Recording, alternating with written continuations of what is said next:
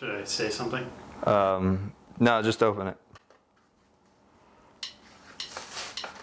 So why is my roommate John struggling mightily to open up a package of darts? The reason is poor dexterity.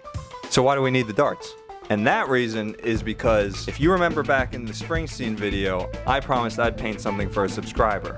Now it's time to make good on that promise. What I did was I wrote down all of your responses, excluding a couple that came in late. I apologize. Now it's time to throw a dart at one of those responses to ensure that the selection is random. So we're about to do just that. Let's see who wins. Oh, and thank you for all the responses. They were really good. My top 3 favorites were Sleuth, Dr. Seuss, and the really long one. That was really well done. All right, I'd say give it a toss. Oh, wow, you got it. Nice.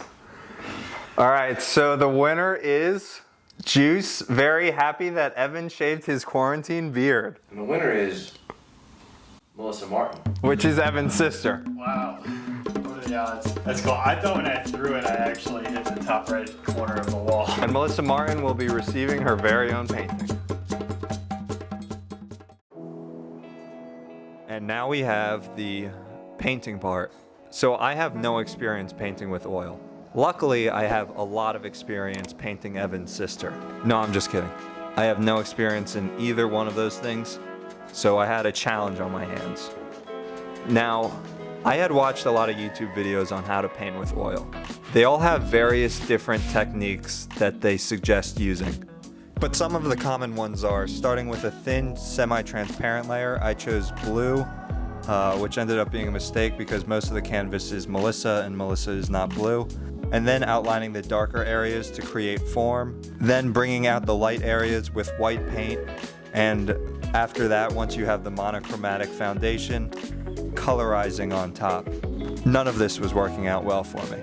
Now, acrylic paint and oil paint differ quite a bit in that acrylic paint dries quickly and you're able to layer up very quickly. Oil paint dries very slowly, so you have to work with wet layers. Oh yeah, also I got a lot of help from my Vincent Van Doggos. The picture that I chose is Melissa's profile picture, and the reason I chose it is because it's a nice looking picture and it's in Paris, and Paris is my home away from home, except I've never been there. The only problem is there's not much variation in tone in her face especially, which just makes it trickier to get the proportions right because the shapes created by darker tones helps with getting the proportions correct. But it's a great picture, so what are you gonna do? After trying my best to have some integrity for the oil painting process, I decided in order to get this done, I needed to employ some of the techniques I already knew with acrylic and paint this as if I was painting acrylic with some hints of the oil painting techniques that I had learned on YouTube. And what I mean by that is I didn't really work with the wet layers as much as I should have. It's hard to explain, but essentially what I did was I put layers on top of wet layers, but I didn't really work with the wet layers the same way I do with acrylic. I just really needed to get this done in order to have the big surprise come, which I'll explain later. So that's what I did. And I was quite happy with how it came out. I can say that I've painted with oil paints, but I shouldn't say that I've done oil painting. But I was happy with how it came out, and there's plenty of time for that. The important thing was setting up the surprise. Okay, so I've completed my project. I've painted a subscriber. Now, if you like this video and you want to be eligible for the next giveaway, then subscribe. Okay, that didn't work. But obviously this giveaway isn't done yet because we haven't actually done the giveaway. Now, because we know this person, we're able to set up a big surprise. That'll all be in the next video and it promises to be awesome. So I'll catch you in that one.